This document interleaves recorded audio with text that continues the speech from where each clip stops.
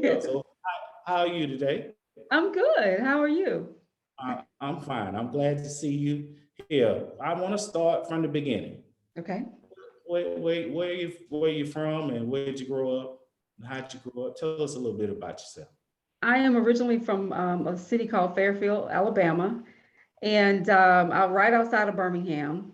And grew up there, went to high school there, attended the University of Alabama, and worked in various corporate and public sector jobs, all while being a military wife.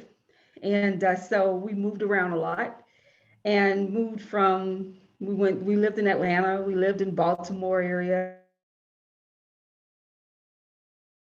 So we're retired. My husband retired from the Army 2 years ago now, and that's what I do. But I have been writing all my life. Published my first book at 35, though, because once again I was working in the corporate world and always wanted to be a writer, an artist, someone who was, spending their time writing creatively. I did a lot of writing for my jobs. And I started a PR firm back I actually started in college, but kicked it back off in 2013. And so that's what I do now. I'm an entrepreneur and I have a youth entrepreneurship program.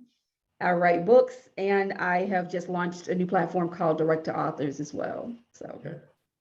Okay. I wanted to go back to did you want to be a writer when you was young? Because I'm always interested to find out how people started writing. What was your point where you started became a writer? well, I grew up in public housing and my brothers were very creative. As you can see, one of the paintings over my shoulder was from my brother. They were extremely creative. We didn't have a lot of money, but we had a lot of talent. Well, they did anyway. I was kind of the business mind of the family. I was the one helping them put on art shows and different things like that. But to answer your question, absolutely. I wanted to be a writer from a very, very young age. So much so that I remember at 10, 11 years old, dragging a typewriter from house to house. My dad and my mom, they were separated, but I would go there to my dad's house on the weekends and I would be dragging this heavy typewriter around because I couldn't afford to get a computer. And I would sit and peck away at that thing all the time. So I always wanted to be a writer, but I just didn't know how to make that leap from where I was to where I wanted to be. I didn't have the type of mentors there who could help me, with the exception of one teacher. I had a teacher in high school who took an interest in me, and she overheard me reading a poem and just thought that I was really good. And she helped me to get into a journalism workshop at the University of Alabama when I was 15 years old. And I went there for 2 weeks and I got to be around all these young writers.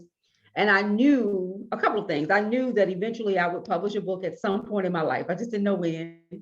And I also knew that I was going to attend the University of Alabama. So that her interest in me really changed the trajectory of my life in many ways because I wasn't going to UA at that point. I went to the University of Alabama. I wrote for the College of Arts and Sciences. I did that for several years. I also did copywriting for Tuscaloosa Times magazine, newspaper, and I launched my company, PR Solutions, while in college. So that really changed a lot of things for me, but it was still a big leap to go from writing for someone else to writing for myself and publishing. Right. That is. I think about you when you say you had that big typewriter. I think about James Baldwin. He had that one of those old typewriters when he say he moved to France because he couldn't be in the creative space here in America because the world around him was trying to kill him.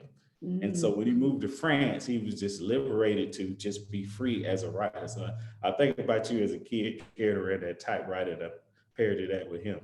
absolutely. It was very liberating to write. It's always liberating to write. So that's excellent to compare it to Baldwin. Who did you? I know you talked about your teacher being a mentor, but who are your mentors in writing along your writing journey? This is the funny thing is I grew up reading, Maya Angelou and Alice Walker and J. California Cooper and Baldwin and Dick Gregory and Richard Wright. And I was so passionate. I mean, I was a rebel. My first book at 13 I read was the autobiography of Malcolm X. I was convinced that, that was my path in life was to, walk his path. I don't know. I was so passionate about being Black and reading about Black people and Black authors and reading Black books by Black authors. And so that really drove me, to be honest with you. I didn't have, there was a lady in my neighborhood. I lived across the street from an HBCU. So there was a lady in my neighborhood, and I think she was a professor, and she had written a book, and my brother would take me to her house and I would sit and talk to her. But I really didn't know anyone else who had authored a book at that time because self-publishing wasn't around. So in order to do that, you had to have a traditional publishing deal or someone who was going to really support you. And so I didn't know a lot of writers. And when I got to college, I was around people who were writing for the newspaper and those types of things. And that was very inspiring to me. But I was always driven by the classics, the authors of the past who really were pushing against the odds in order to publish because they were writing about Black issues. Think about Richard Wright writing in the 1940s, about growing up in an urban community, a Black boy, native son, and all the things that he exposed in that book that was so far before its time. But this was 1940, so I was so inspired by them that I knew eventually I wanted to write a book, and I would dabble around with writing, but it didn't really hit me until I was working on my master's degree in public administration while I was living in Atlanta. And I was taking a class and I had a bad day at work. And I just started building this character about one of the CEOs, and it turned into my first novel. You struck a nerve with me. I hate to go back on what you said, but you struck a nerve with me when you said something about Richard Wright and native son. And I think when I was in community college at Athens Tech, we had a night class where the professor taught there at the UGA during the day. And if you keep saying Alabama around here, now some people gonna get upset with you in Georgia. So, but I'm a Georgia Tech fan, so Alabama roll who? Roll Tide, that's right. Okay. Now I might need an escort out of here, escort home now, but I'm with you on that part. But when you talked about Richard Wright, you correct me if I'm wrong, and I think I read one time that he said that thoughts were like seeds. When cultivated and nourished, they could grow. It's like I read that in Native Son, when he was talking about, because he wrote the classic Raisin in the Sun too, right? No, he did not write Raisin in the Sun. Help me, educate me. That's why you're here. He did not write Raisin in the Sun, but Native Son was, it really was a book that talked about a young Black man who committed a crime and had to deal with the consequences of that crime. But it really laid out the foundation for the fact that the crime he created, or the crime that was created, was one that was really done as a result of poverty and in the poverty mindset. And that struck a nerve with me in a big way. So Richard Wright was far beyond his time. And he was someone he was a well-celebrated Black author as well for the 1940s, one of the most celebrated Black authors of that time. So to think about someone in the 1940s who's African-American, who's able to write about an authentic life living in urban America as a Black man was very profound to me. And he said a lot of great things. I'm not sure about the quote you gave, but it sounded like something he would have definitely put on paper. I'm not sure either. I just, I may have misquoted, but that's why I try to go back the next week and correct those there. And plus I have insurance for that. So, but it's good to have these kind of dialogues where we kind of like hashing out the history and correcting the record, because those contributors created more than just Black history. That is American history that we all stand on. Absolutely. I want to talk about which one of your works was your first works that you did. The first book I wrote was called The Heart of a Man, and it was Christian fiction. And interestingly enough, the book, the main character in the book is not Black, he is a white man. And so I took a risk on writing outside my character because first of all, I wasn't trying to write a book. I was just solely putting down some thoughts on paper, and it just began to develop. And as those of you who out there who are writers, you know that when the characters start to speak to you, you know it's something you have to listen to them and you have to continue. And so that was my first book. I was able to win second place in a general fiction competition up in Pittsburgh for it, which was a big deal for me as an independent author who had never ever written dialogue before in my life. So I wrote the book and then I went back in and put up a lot of the dialogue. I had to learn how to format it, how to lay it out. And it was a challenge, but it was a wonderful challenge. I published the book while my husband was in Iraq.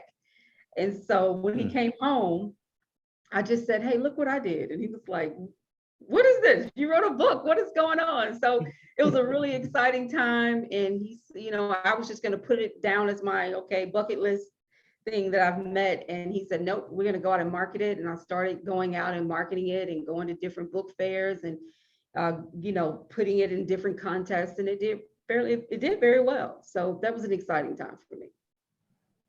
I got to ask you this question, and when I stumbled upon the shores, like I say, I'm not about me, but I stumbled through the book publishing process. I was like the Sam Cooke song with the soul stirrers. I was like a ship tossed and driven, battered and torn, or however he said. I was just beat up, and I stumbled upon the shores of Black Writers Workspace.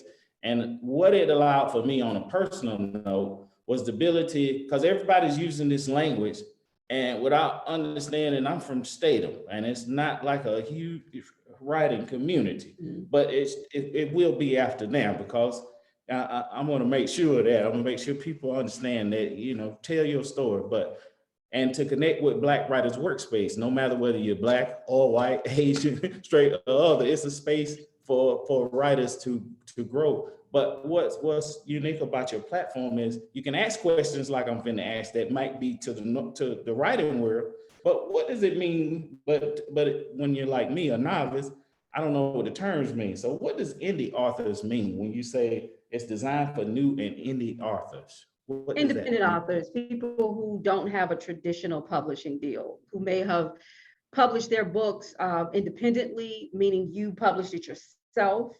You may have gone through Amazon KDP and you uploaded it yourself. You did your own book cover. You hired an editor. You were able to do every step of that process yourself. Or it could be someone who went through a vanity publishing house. And what a vanity publishing house is, these third-party companies like Lulu.com, like BookBaby, who will take your manuscript and they will lay it out for you, design your book cover for you, but you own the rights to your book. So these are, right now we have over 1 million books that are independently published every year, over 1 million. And I always say that self-publishing definitely is the future because so many people are doing it. Now, I published my first book in 2010, and there was not, that I know of, any Amazon KDP. I wasn't really familiar with how to do any of it myself. So I went through a vanity publishing company called Zebras.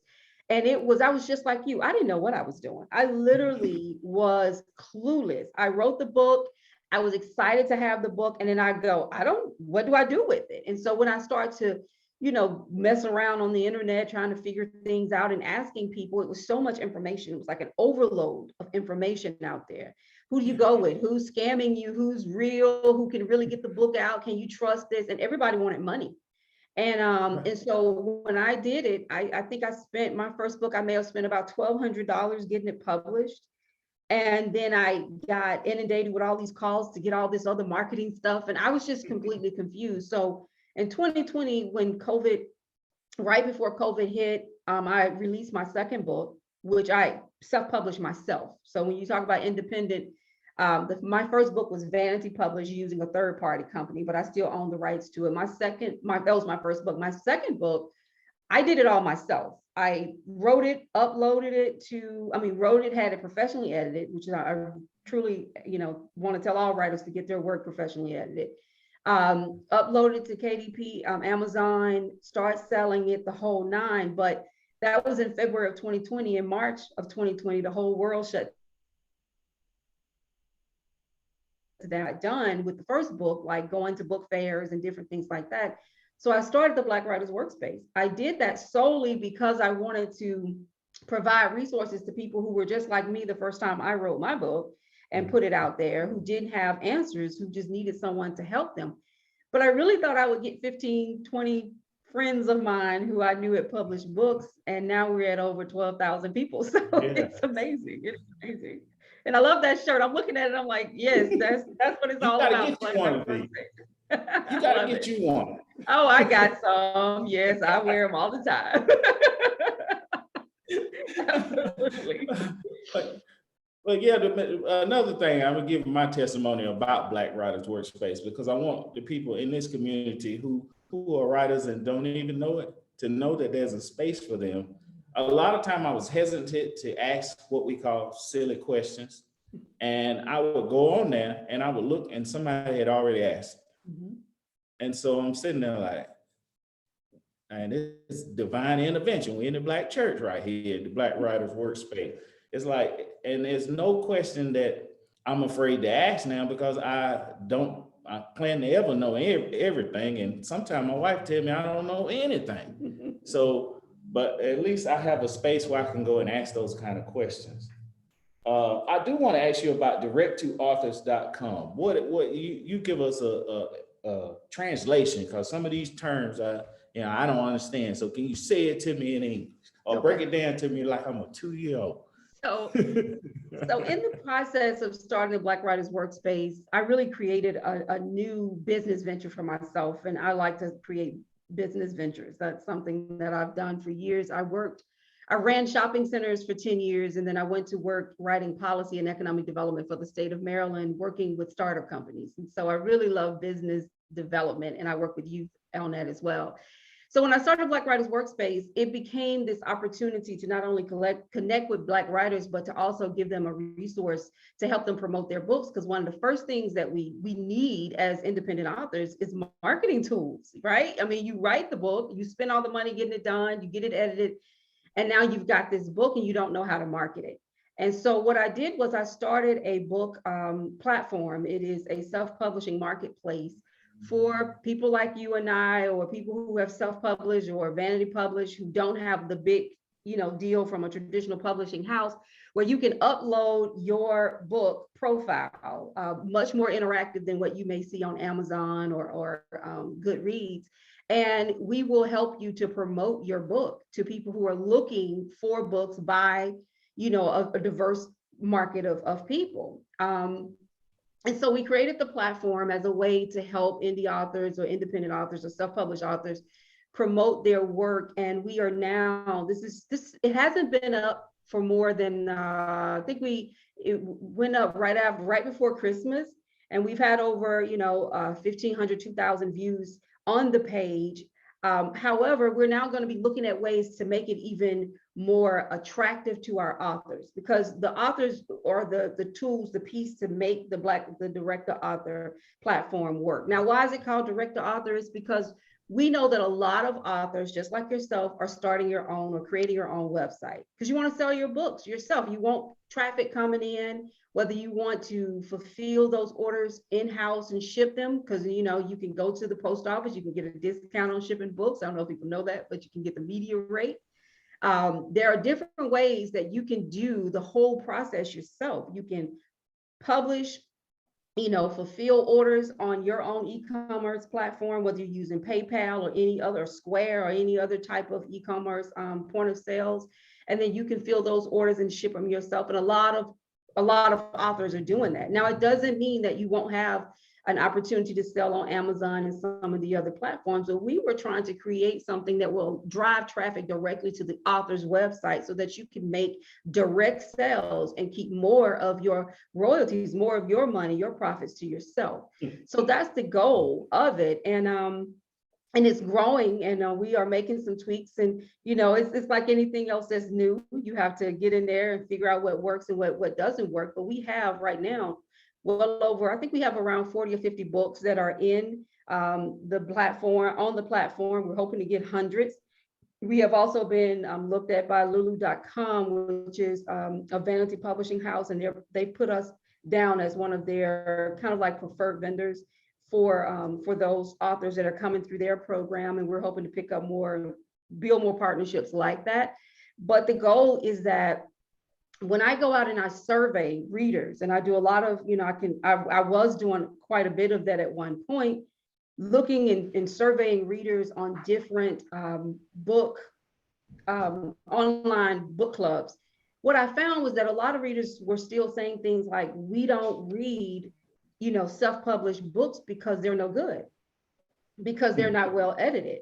And so I want to demystify that for them as well. So we have some things on on direct to author, where we will have readers or beta readers to review your book for you and give you a badge, which is a reader's approved badge.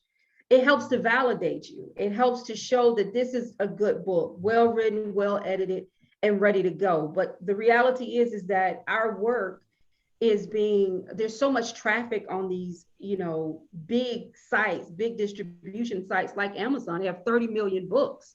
Think about that, 30 million books. How are they going to find my little book where I don't have 50,000 or 1 million followers on social media? It's going to be really hard for an independent book to get the type of attention that it needs to get. Well, this way, the independent books now have a home of its own. It has a direct author, and you can put your book there. People know what they're buying. They know you're passionate about the work. And so our goal is to just drive the traffic as much as possible to your website so that you can make sales.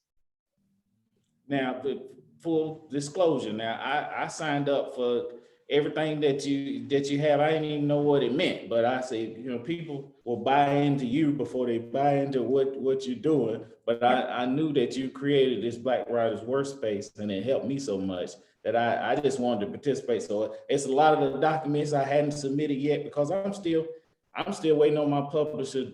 They just sent me my author approved copy, and it was already for sale on Amazon, but that's a different story. But I'm like, that's why I hadn't submitted a lot of stuff that's supposed to help me get like the press release and all those things they was asking for. So I will get those to you as soon as someone on this call just ordered the book on Amazon. Just ordered your book on Amazon. Nice. So they don't know time for.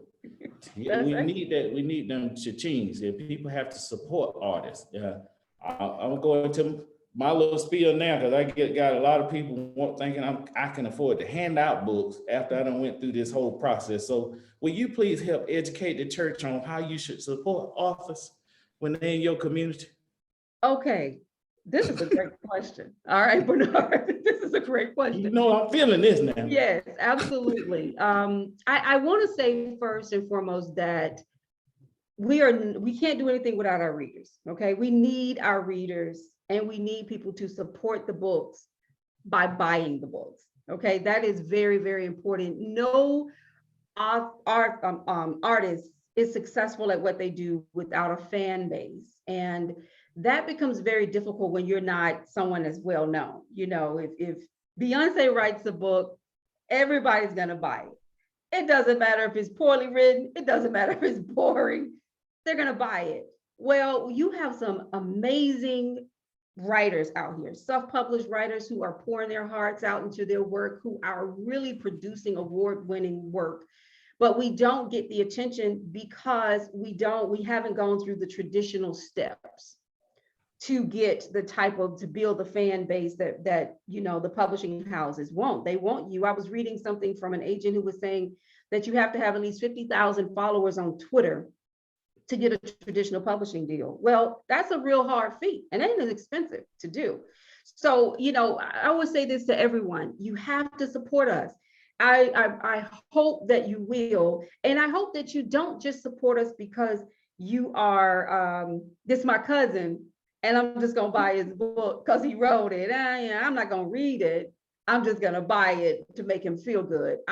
We want you to not only buy our work, we want you to pay for the work, and we want you to share it, talk about it, review it, love on it. It has been some people in my past that I'm so grateful for, because they read my book, they loved it, they would take it to their church and ask the whole congregation to buy it. Like, that's the type of thing that can turn Barnard, the first time author into Barnard, the best-selling author.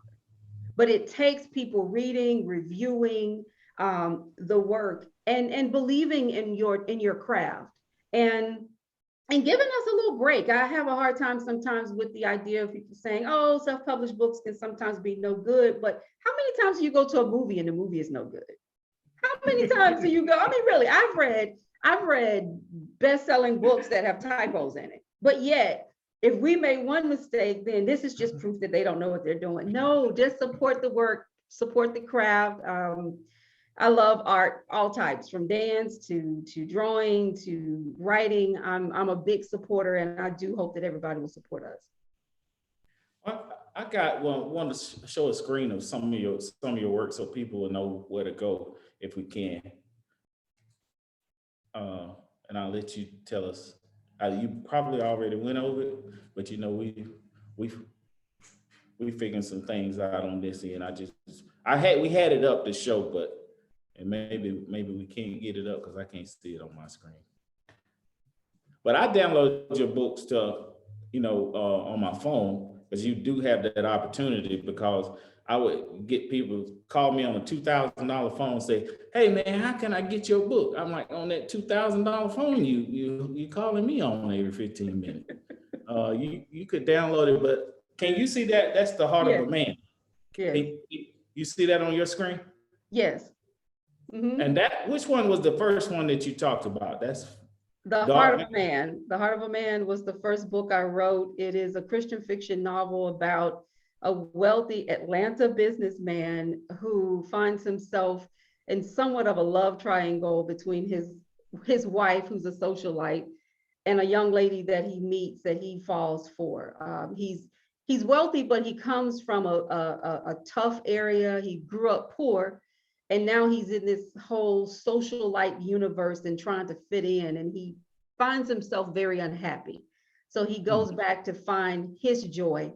I love this book because, for a number of reasons. One, it was my first. Secondly, I pushed myself to write something that I didn't know I could actually do.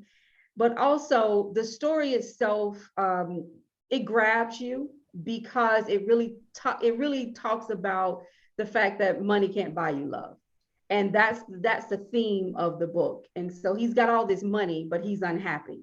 And so as he tries to find his happiness, he makes a lot of mistakes. It's a Christian fiction book, but he never steps foot in a church that I can remember. And so it takes you through that spiritual journey that you go on when you're looking for redemption in your life. And so just love this book. Mm-hmm. All right, let's go to the next one so people can get a look at it. This is one I'm very interested in because I have a little girl. But I got two bigger girl, but the little one in particular. What is this one about? So this book isn't out yet. It will be out in about 2 weeks. It is a graphic novel that I wrote. It's going to be a series of books that I write about business development. I wanted to create a book that really talked about how to launch a business in different industries. So Poppy makes Cajun popcorn magic. She focuses on a little girl, 18-year-old, a young adult who's here in New Orleans, who creates a popcorn seasoning company. And so it walks you through that point when she discovers that, oh, I want to do this, to all the different steps that you have to take in order to actually launch your company. And I wanted to do this because a number of reasons. I'm an Urban League business advisor. I also have worked with countless businesses to help them start up. But what I always worry, that always bothered me, is that in so many times our African-American kids aren't learning business development the way other kids are. And I don't, it's because schools don't have the same resources, of course, and those types of things. When I had a youth entrepreneurship competition that I ran for 5 years. I still have it, but COVID kind of really took a toll on us. But for 5 years, we were working with kids from all over the country and Canada on how to start businesses. And there would always be only 1 or 2 Black youth in the program. And I just wanted to make sure that I was creating something that will show our kids the way to scale a business, not just to build it, but to build it in a way where it can grow and it can become, an empire, if that's what they want. So Poppy is, this was so much fun. This was my first graphic novel and worked so hard on it. I can't wait for it to come out, but I'm hoping to do one. My next one would be on a young person in Atlanta. And so, all the books will be focused on a city. So this whole book is all about, you're going to see all the scenes of, many of the scenes from New Orleans. And so that's going to be my whole book series. I'll probably be writing those for a couple of years, but I'm excited about this. Okay. Well, we are running up on our time, but we have your other work and stuff we will share on our Facebook page, and we're going to share that because I believe in collective economics and us coming together and supporting people who are doing things like you to support us. So I appreciate you for coming. Are there any your handles, website, or Facebook links you want to leave us with?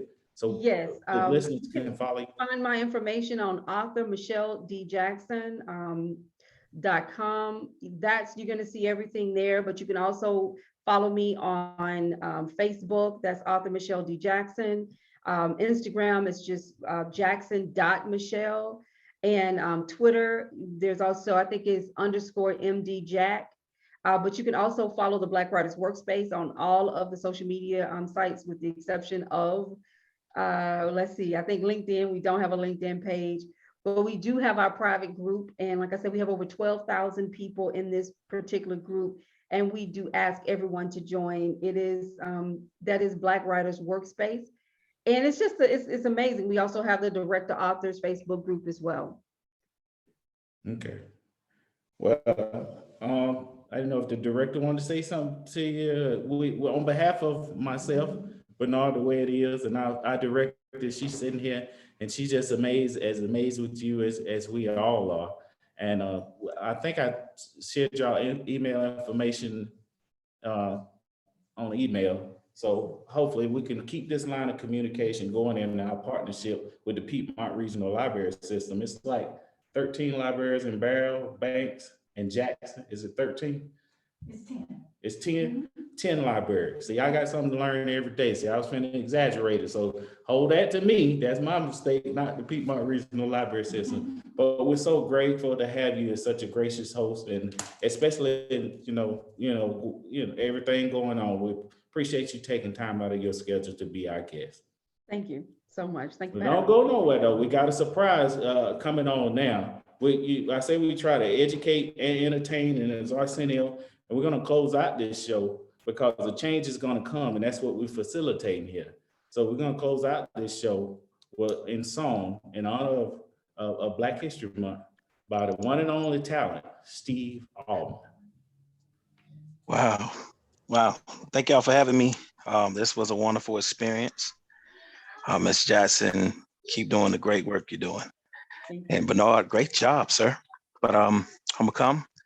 I was born by the river in a little tin, and like that river, I've been running ever since.